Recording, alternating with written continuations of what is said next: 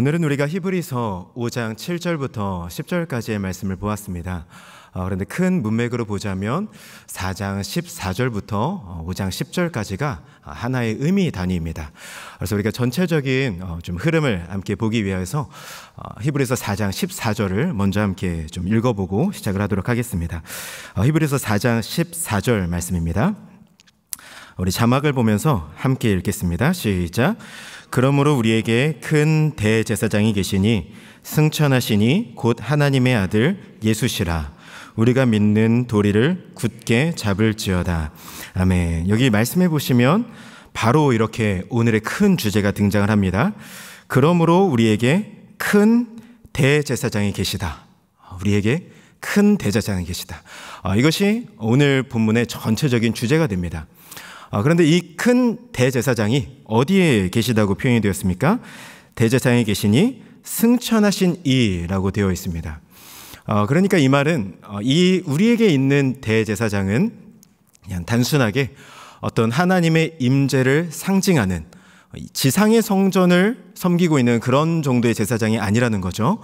우리가 이사야서 말씀을 보면 그 하나님의 보좌 앞에 섰을 때 천사들조차도 스랍들조차도 불타는 그 광명한 천사들조차도 하나님의 영광 앞에서 자기의 얼굴을 가리고 자기의 발을 가리고 거룩하다 거룩하다 거룩하다 외칠 수밖에 없었던 그 거룩하신 하나님, 그 거룩하신 보좌와 또 우리 사이를 연결하는 그 하나님께로 나아가는 그 길을 내시는 분이 우리에게 계시다, 이런 이야기입니다. 자, 우리 계속해서 15절과 16절 말씀도 함께 보실까요? 15절은 제가 읽고 16절은 함께 읽겠습니다. 우리에게 있는 대제사장은 우리의 연약함을 동정하지 못하실 이가 아니요 모든 일에 우리와 똑같이 시험을 받으신 이로되 죄는 없으시니라. 16절 함께 읽습니다. 그러므로 우리는 긍휼하심을 받고 때를 따라 돕는 은혜를 얻기 위하여 은혜의 보좌 앞에 담대히 나아갈 것이니라. 아멘.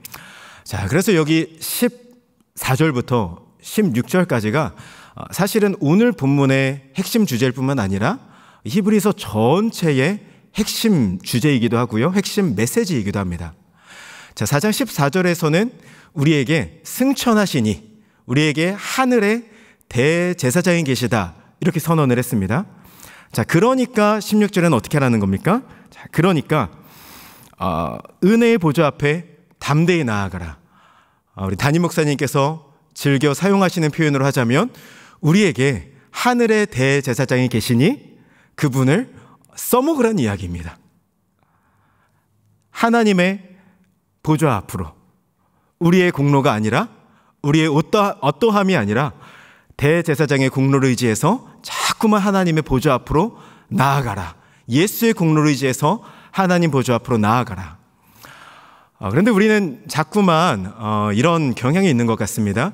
이걸 자꾸 반대로 이해하고 적용하는 경향이 있는 것 같아요. 그러니까 우리가 죄인이라는 것을 스스로 너무 잘 알고 있죠. 내가 뭐 회개를 어떻게 한두 번 하냐, 어차피 회개해도 똑같이 제자리로 돌아올 텐데, 어차피 나는 무너질 텐데, 어차피 나는 죄인일 텐데 하면서 하나님과 그냥 적당히 대면대면한 그런 사이를, 그런 거리를 유지하는 경향이 우리에게 때로는 있는 것 같습니다. 근데 오늘 성경은 그런 우리에게 정면으로, 그 반대로 우리에게 말씀해 주십니다. 우리가 그렇기 때문에, 우리가 죄인이기 때문에 자꾸만 하나님의 은혜에서 멀어지고 자꾸만 무너지는 죄인이기 때문에, 그러므로 우리의 모습이 아니라 때를 따라 돕는 은혜를 얻기 위하여 하늘의 대제사장이 계시니 은혜의 보좌 앞으로 담대히 나아가라. 그 보혈의 공로 의지해서 담대히 나아가라 말씀하고 있는 겁니다.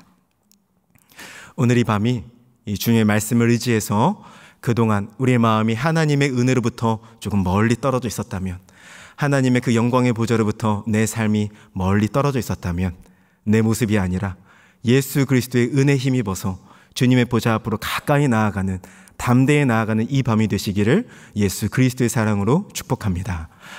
이어서 5장 1절부터 10절까지의 말씀은 이 주제가 그대로 흘러가고 있습니다.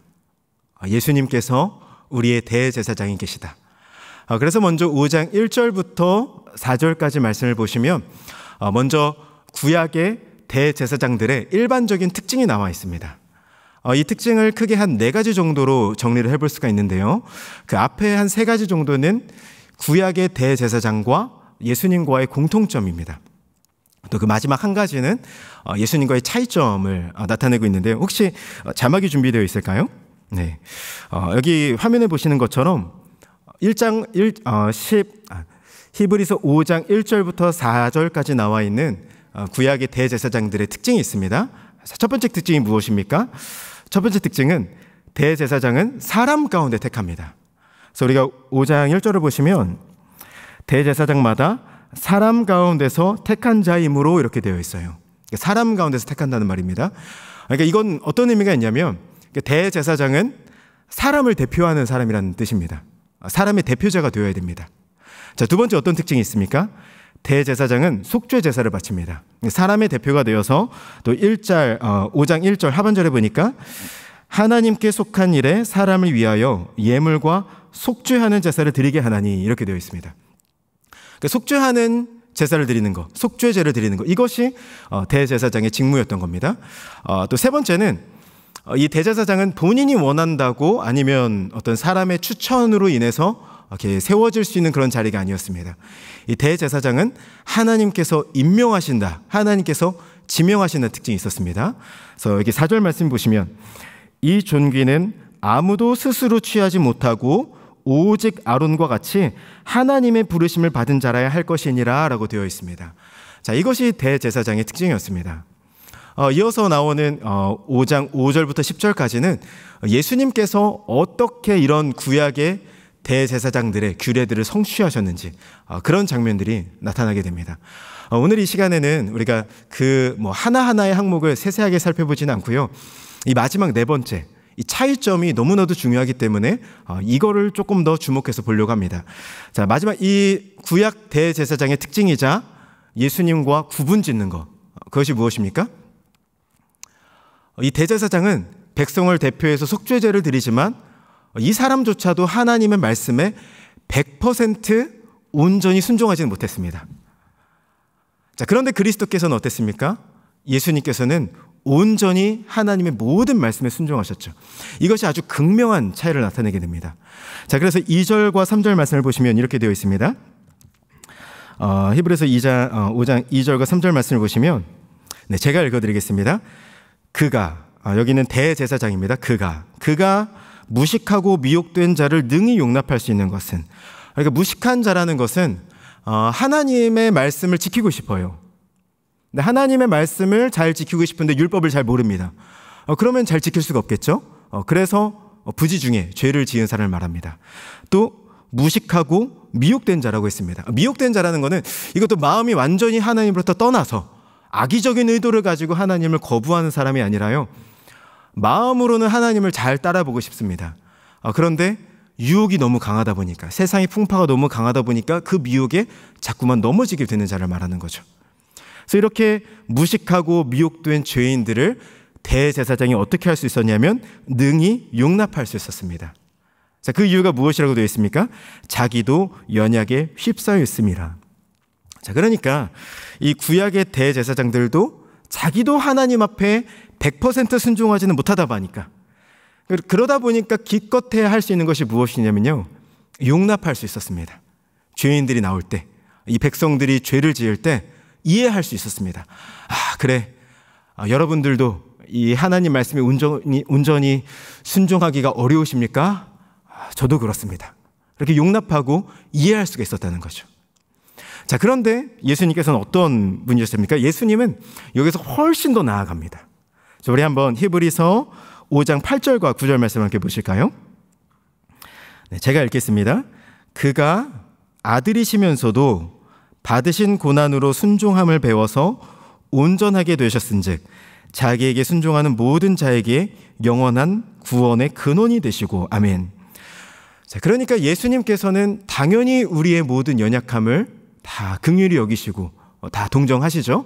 우리가 4장 15절에 보시면 우리에게 있는 대제사장은 우리의 연약함을 동정하는 분이라고 그랬습니다. 근데 거기서 그치는 게 아니라는 거예요.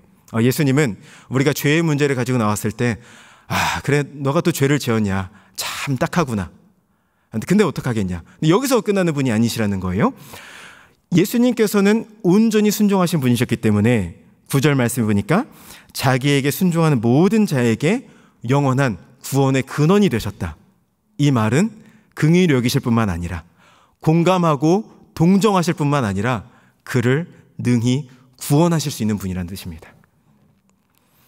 이것이 구약의 모든 대제사장들과 예수님을 구분짓는 강력한 특징이었습니다. 그러니까 우리에게는 이런 예수님이 계시다는 거예요. 우리가 하나님의 보좌 앞으로 담대히 나아갈 수 있도록 우리에게 그 보좌로 나아가는 길을 내어주시는 분, 또 우리에게 구원을 베풀어 주시는 분, 구약의 모든 대제사장에 관한 계명들을, 그런 모든 규정들을 성취하셨을 뿐만 아니라 훨씬 더 탁월하게 우리에게 길을 내어주시는 분, 중보하시는 분, 그분이 바로 우리가 믿고 고백하는 예수 그리스도시라는 것입니다. 이것이 바로 오늘 본문이 4장 14절부터 5장 10절까지 보여주는 예수 그리스도, 이분이 어떻게 우리에게 대제사장이 되시는가에 대한 큰 그림입니다. 자, 그러면 오늘 이제 남은 시간 동안에는 그래서 이 말씀이 보다 더 우리 삶에 구체적으로는 어떤 의미가 있을까? 조금 더 구체적인 메시지를 두 가지만 함께 묵상해보고 좀 나누는 시간을 가지려고 합니다. 자, 오늘 본문이 우리에게 주시는 첫 번째 메시지는요, 하나님은 우리가 순종할 때 영광 받으신다는 겁니다. 하나님은 우리가 순종할 때 영광 받으십니다. 우리 8절 한번 다시 보겠습니다. 우리 8절 자막을 다시 한번 띄워주시겠습니까? 네, 8절 말씀을 보시니까 여기에 너무너무 놀라운 표현이 등장합니다. 그가 아들이시면서도 받으신 고난으로 순종함을 배워서, 이렇게 등장합니다. 자, 그러니까 이 말은 아들이시면서도 받으신 고난으로, 그러니까 이 말은 예수님께서 하나님의 아들이시기 때문에 고난이 면제되었다는 겁니까? 면제되지 않으셨다는 겁니까? 면제되지 않고 예수님도 그 고난을 받으셨다는 뜻입니다. 도리어 그 고난 속에서도 그 고난을 통해서 온전히 순종함을 배워서 우리에게 그 모든 제사장, 그 모든 규례를 성취하시는 온전한 대제사장으로 이루셨다, 온전한 순종을 이루어 가셨다라는 그런 의미입니다. 그런데 사실 우리가 신자가 겪는 고난의 문제는 늘 우리에게 사실 조금 불편하게 만드는 주제입니다. 예를 들어서 너무 신실한 분이 계셔요. 너무 신실하신 분이신데 하는 일마다 잘 안 되시는 거예요. 또 불의의 사고를 당합니다. 또 뜻하지 않게 갑작스럽게 큰 질병을 만나게 됩니다. 그러면 그런 모습 속에서 하나님이 정말로 선한 분이실까? 하나님 정말 신실하신 분이실까? 아니, 그 하나님이 정말로 살아계시기나 한 걸까? 때로는 이런 시험과 여러 가지 의문에 빠질 때가, 이런 마음이 불쑥불쑥 찾아올 때가 있더라는 거죠. 왜 안 그렇겠습니까? 자, 그런데 반대쪽 극단에서 생각해 본다면 이런 고난의 문제뿐만 아니라 때로는 성공의 문제도 상당히 우리를 불편하게 만들 때가 있는 것 같습니다.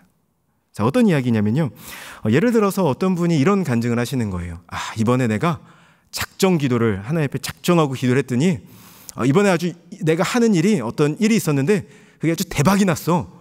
이렇게 간증을 하는데 처음 들을 때는 이게 하나님을 드러내는 것 같고 하나님 이야기인 것 같았어요. 듣다 보니까 내가 이렇게 해서, 내가 잘해서 내가 복을 받았다라고 하는 본인의 성공 스토리를 들려주는 것 같더라는 거죠. 그래서 우리가 이런 식의 이야기를 들을 때, 우리가 어떤 이런 성공에 가까운 간증을 들을 때, 우리가 물론 무조건적으로 이런 모든 이야기들을 배척할 필요도 없겠지만 참 주의해서 들어야 할 필요가 있습니다. 왜 그럴까요? 우리가 이런 이야기를 그냥 너무 이렇게 흠뻑 분별함 없이 듣다 보면 하나님을 마치 나는 내가 진짜로 원하는 것은 따로 있고, 내가 정말로 이 세상에 원하는 것은 성공이고 성취이고, 하나님은 그저 나의 그 목표를 위한 도구, 아니면 그 목표를 위한 수단쯤으로 하나님이 전락해 버릴 수가 있기 때문입니다. 그리고 정작 내 마음의 깊은 곳으로는 무엇을 섬기는 거죠? 내 마음의 허영을 섬기고, 내 마음의 교만을 섬기고, 그런 탐심을 섬기는, 성경에는 이것이 바로 우상숭배라고 이야기하고 있습니다. 자, 그렇기 때문에 우리 신자들이 살아가면서 정말로 집중하고 정말로 몰입해서 들어야 하는 이야기가 있다면 그건 어떤 고난의 이야기에 빠지는 것도 아니고요, 어떤 성공의 스토리에 빠지는 것도 아닙니다. 신자가 주목하고 따라가야 하는 이야기는 순종의 이야기입니다. 예수님께서 걸어가셨고 예수님께서 들려주셨던 이야기가 순종의 이야기였습니다. 자, 그러면 이제 다시 한번 예수님께서 우리에게 어떤 순종의 이야기를 들려주시는지 한번 예수님의 이야기를 다시 한번 들어보실까요? 요한복음 17장 4절입니다. 요한복음 17장 4절 말씀을 우리 한 목소리로 읽겠습니다. 시작. 아버지께서 내게 하라고 주신 일을 내가 이루어 아버지를 이 세상에서 영화롭게 하였사오니. 아멘. 여러분, 그리스도인은 하나님의 영광을 위해서 사는 사람들입니다. 그렇게 고백하십니까? 우리는 나의 영광을 위해서 살지 않고 세상의 영광을 취하기 위해 살지 않고 하나님의 영광에 살아가는 사람들, 그 사람들을 우리는 그리스도인이라고 말합니다. 자, 그런데 오늘 성경은 우리에게 놀라운 이야기를 들려줍니다. 하나님은 우리가 성공할 때 영광 받으시는 분이 아니시라는 거예요. 하나님은 내가 잘 될 때 나의 잘됨을 통해서 영광을 취하시는 분이 아니시라는 거예요. 하나님은 도리어 언제 영광을 받으신다고 이야기하십니까? 우리가 순종할 때. 오늘 예수님께서 걸어가신 길이 바로 그 길입니다. 예수님께서 하나님께 영광 돌리셨다 이야기하실 때 뭐라고 이야기하십니까? 예수님이 내가 하고 싶은 일을 다 했다. 내가 뜻했던 일을 다 했다. 내가 목표했던 원대한 꿈을 다 이뤘다라고 이야기하십니까? 그렇지 않습니다. 예수님께서는 아버지께서 내게 하라고 주신 일을 이루어 아버지를 영화롭게 했다라고 이야기합니다. 예수님의 삶은 이렇게 하라고 하신 주님의 사명, 하라고 맡기신 그 역할에 하라고 맡기신 사명에 순종하는 삶이었습니다. 예수님은 아들이시면서도 하루하루 그 고난을 헤쳐가면서 순종을 배워갔고요, 하루하루 순종을 완성되기까지, 죽기까지 순종하심으로 하나님께 영광을 올려드렸던 것입니다. 여러분, 우리가 하나님께 영광을 올려드리는 것은 내가 그린 나의 그림을 성취하는 삶이 아닙니다. 우리가 하나님의 뜻에 하나님께서 맡기신 일에 온전히 순종할 때 하나님 영광 받으신 줄로 믿습니다. 하나님께서 우리에게 허락하신 일, 하나님께서 우리에게 맡겨주신 그 삶, 그 삶을 신실하게 따라가는 것이 다른 길이 아니고요, 예수님께서 먼저 걸어가셨던 그 삶입니다. 예수의 발걸음을 따라감으로 하나님께 영광 올려드리는 저와 여러분이 다 되시기를 예수 그리스도의 사랑으로 축복합니다. 우리 이렇게 해서 우리가 하나님께 순종할 때, 성공할 때가 아니라 하나님께 순종할 때 하나님 영광 받으신다는 메시지를 보았습니다. 오늘 본문을 통해서 나눌 두 번째 메시지는요, 예수님의 기도는 순종을 위한 기도였다는 것입니다. 이것이 오늘 설교의 제목이기도 하죠. 예수님의 기도는 순종을 위한 기도였습니다. 오늘 히브리서 5장 7절 말씀을 다시 한번 보시겠습니다. 우리 함께 읽을까요? 시작. 그는 육체에 계실 때에 자기를 죽음에서 능히 구원하실 이에게 심한 통곡과 눈물로 간구와 소원을 올렸고 그의 경건하심으로 말미암아 들으심을 얻었느니라. 아멘. 이 장면을 보시면서 아마 이렇게 번뜩 머릿속에 떠오르시는 장면이 하나 있을 것 같습니다. 예수님께서 심한 통곡과 눈물로 간구와 기도를 올리셨던 장면. 어떤 장면이 떠오르십니까? 겟세마네가 떠오르시죠. 그런데 사실 이 7절의 처음 부분을 보면요, 이렇게 시작합니다. 그는 육체에 계실 때에 라고 되어 있습니다. 육체에 계실 때에. 여기서 이 때라고 하는 단어가 원어로 보면 복수형으로 되어 있습니다. 그러니까 이 표현을 조금 더 직역하자면 그가 육신으로 계시던 날들에 라고 이해할 수 있겠죠. 그래서 이 7절이 포함하고 있는, 이 7절이 다루고 있는 범위는 예수님의 그 겟세마네 기도 그 한 장면이 아닙니다. 예수님께서 성육신 하셔서 이 땅을 살아가셨던 예수님의 지상생의 전 생애를 포착하고 있는 겁니다.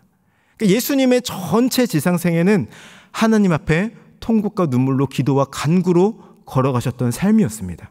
그런데 그 절정이, 기도의 삶의 절정이 겟세마네에서 이르렀던 것이죠. 자, 그런데 다시 7절을 보시면요, 마지막 부분에 그의 경건하심으로 말미암아 들으심을 얻었느니라 이렇게 되어 있습니다. 그의 경건하심으로 말미암아 들으심을 얻었느니라. 사실 이 표현을 어떻게 이해해야 되는지에 학자들의 의견이 분분하게 갈렸습니다. 그런데 이 히브리서 전체 문맥과 또 이 가까운 문맥을 놓고 보았을 때 세번역 성경이 참 이 본문의 의미를 이해하기에 좀 수월하게 되어 있는 것 같습니다. 그래서 제가 세번역 성경을 한번 준비해 봤는데요, 우리 7절 말씀, 우리 하반절만 함께 읽어보겠습니다. 시작. 하나님께서는 예수의 경외심을 보시어서 그 간구를 들어주셨습니다. 아멘. 성경에서 경외감이라고 하는 것은 기본적으로는 두려움을 말합니다. 두려움입니다. 두려움과 떨림을 말합니다. 근데 하나님을 경외한다, 하나님을 두려워한다라고 이야기했을 때는 하나님이 너무 난폭하신 분이어서, 근데 심지어 잘 예측도 되지 않아요. 너무 제멋대로이시고 너무 어디로 이 불똥이 튈지 모르는 분이어서 그 앞에 우리가 긴장하고 위축되어 있는 그런 불안함과 두려움을 가리키는 말이 절대로 아니죠. 하나님을 향한 경외감, 그 두려움을 가리킬 때는 도리어 그 반대로 하나님의 뜻이 너무 완전하시기 때문에, 하나님의 뜻이 너무나도 거룩하시고 너무나도 순결하시기 때문에 두렵고 떨리는 마음으로 주님의 뜻이 하늘에서 이루어진 것 같이 이 땅에서도 이루어지기를 간절히 바라는 마음, 하나님을 두렵고 떨림으로 존경하고 그 뜻을 존중하고 그 뜻이 이루어지기를 간절히 바라는 마음을 성경에서 말하는 경외감입니다. 이 경외함이라는 단어가 이 단어 하나로 표현하기에는 참 너무나도 깊은 의미를 내포하고 있는 것 같아요. 하나님의 뜻이 온전히 이루어지기를 바라는 그 두려움과 떨림을 가리키는 것이 성경의 용례에 훨씬 더 가깝습니다. 자, 그럼 이렇게 본다면 하나님께서 예수의 경외심을 보셔서 그 기도를 들어주셨다. 자, 그럼 이것은 어떤 의미가 있을까요? 바꿔서 표현한다면, 조금 더 풀어서 설명한다면, 예수님께서는 겟세마네에서 하나님의 뜻이 온전히 이루어지기를 간절히 바라는 떨림으로 기도하셨고, 하나님께서는 그 떨림을, 그 기도를 응답해 주셨다, 이런 의미입니다. 경외감으로 기도하셨고 그 뜻이 이루어지기를 기도하셨고 하나님은 그 기도에 응답하셨다. 그러니까 예수님께서는 다른 기도를 드렸던 것이 아닙니다. 순종을 위해서, 하나님의 온전하신 뜻이 이루어지기를 위해서 기도하셨던 겁니다. 우리 이런 기도를 가지고 이러한 이해를 가지고 겟세마네 장면으로, 예수님께서 기도하시는 그 장면으로 조금 더 깊숙이 한번 들어가 보았으면 좋겠습니다. 마태복음 26장 39절입니다. 우리 한 목소리를 읽겠습니다. 시작. 조금 나아가사 얼굴을 땅에 대시고 엎드려 기도하여 이르시되, 내 아버지여, 만일 할만하시거든 이 잔을 내게서 지나가게 하옵소서. 그러나 나의 원대로 마시옵고 아버지의 원대로 하옵소서 하시고. 아멘. 겟세마네 기도의 장면이죠. 자, 그러면 이 기도의 장면에서 아버지여, 이 잔이 내게서 지나가게 하옵소서. 그러나 나의 원대로 마옵시고 아버지의 뜻대로 하옵소서. 이 장면에서 예수님께서 이렇게 기도하실 때 예수님의 기도의 강조점이 어디에 있었을까요? 그 강조점, 그 초점이 어디 있었을까요? 앞절이었을까요? 아버지여, 이 잔이 내게서 지나가게 하옵소서. 아버지여, 이 잔이 내게서 지나가게 해 주시옵소서. 하지만 지나가지 않는다면 어쩔 수 없이 당하겠습니다. 이런 의미였습니까? 절대로 그렇지 않죠. 도리어 아버지여, 이 잔을 제가 지기에 버겁습니다. 감당하기에 두렵습니다. 그러나 나의 원대로 마시옵고 아버지의 뜻대로 하옵소서. 아버지의 원대로 하옵소서. 아버지의 뜻이 이루어지기를 원합니다. 예수님께서는 겟세마네에서 순종의 기도를 드리셨던 겁니다. 우리 한 구절 더 보실까요? 요한복음 12장 27절입니다. 함께 읽겠습니다. 시작. 지금 내 마음이 괴로우니 무슨 말을 하리요? 아버지여, 나를 구원하여 이 때를 면하게 하여 주옵소서. 그러나 내가 이를 위하여 이 때에 왔나이다. 자, 여기서도 마찬가지입니다. 지금 내 마음이 괴로우니. 여러분, 예수님이라고 순종이 늘 쉬웠던 게 아닙니다. 예수님이라고 늘 하나님께 허락하신 삶에 순종하며 따르는 삶이 늘 즐겁고 쉬웠던 게 아니었더라고요. 예수님도 내려놓고 싶을 때가 있었습니다.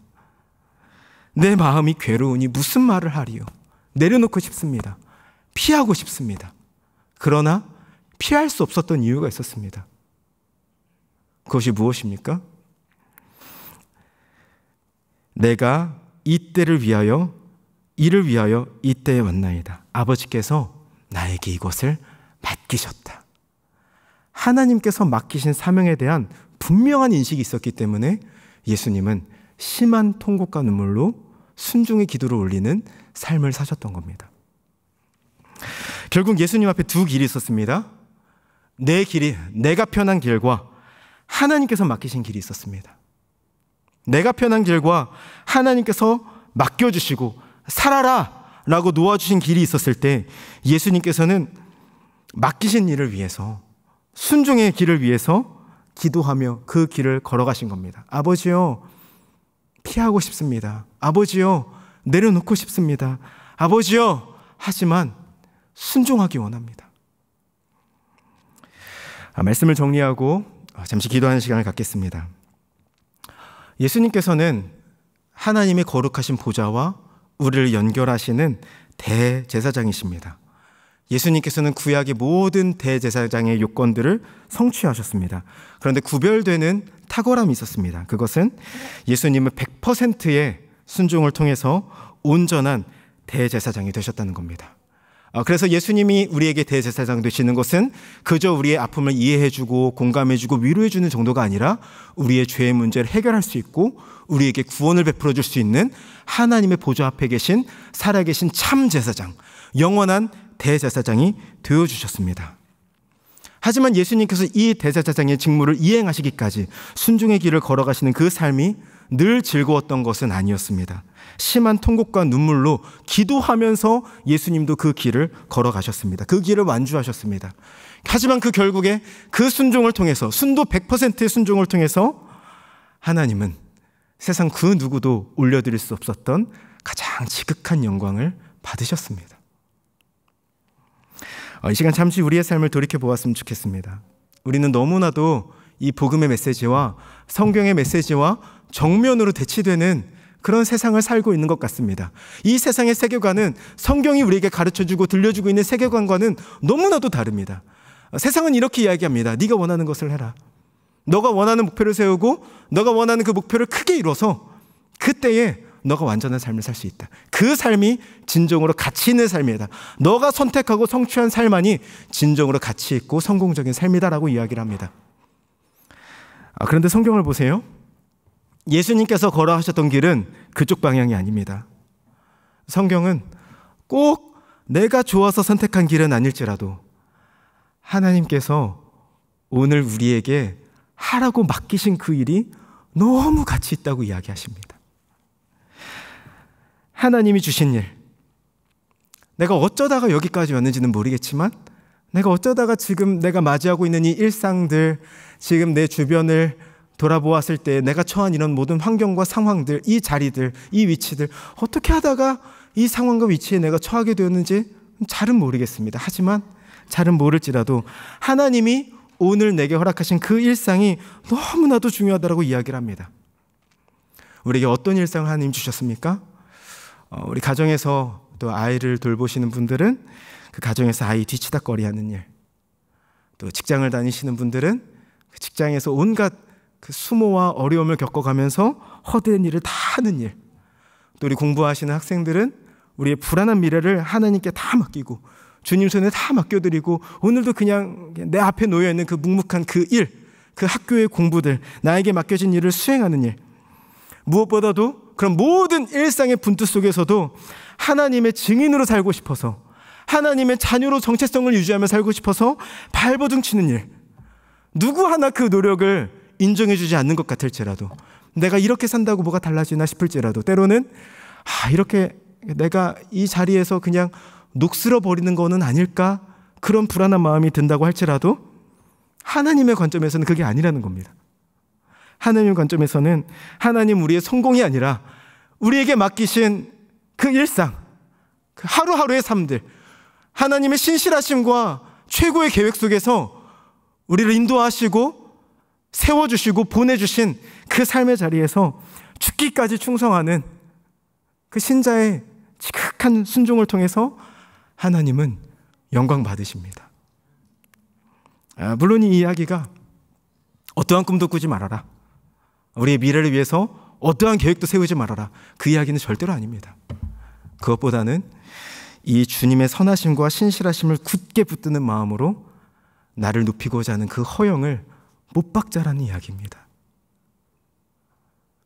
하나님께서 허락하신 삶이 이 일상이라면, 하나님께서 주님의 그 선하심 속에서, 주님의 그 놀라운 계획 속에서 나를 보내시고 세워주신 그 자리가 지금 내가 서 있는 그 자리라면 다른 것 때문이 아니라 하나님이 선하신 분이기 때문에, 하나님이 전능하신 분이기 때문에 우리가 먼저 감사하자는 겁니다.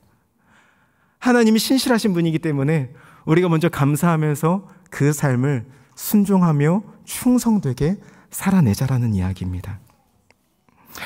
우리가 오늘 이 밤에 이러한 순종을 위해서 기도했으면 좋겠습니다. 지금 이 자리에서 여러분이 처해져 있는 그 환경 속에서 하나님의 사람으로, 하나님의 증인으로 충성스럽게 오늘을 살아내기 위해서 기도했으면 좋겠습니다.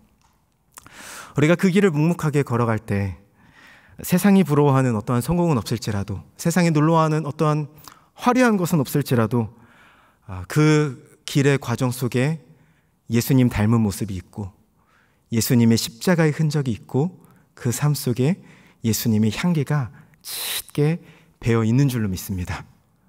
예수께서 걸어가신 순종의 삶을 우리가 함께 기도하며 걸어감으로 예수 닮아가는 예수님의 제자가 되기를 예수 그리스도의 사랑으로 축복합니다.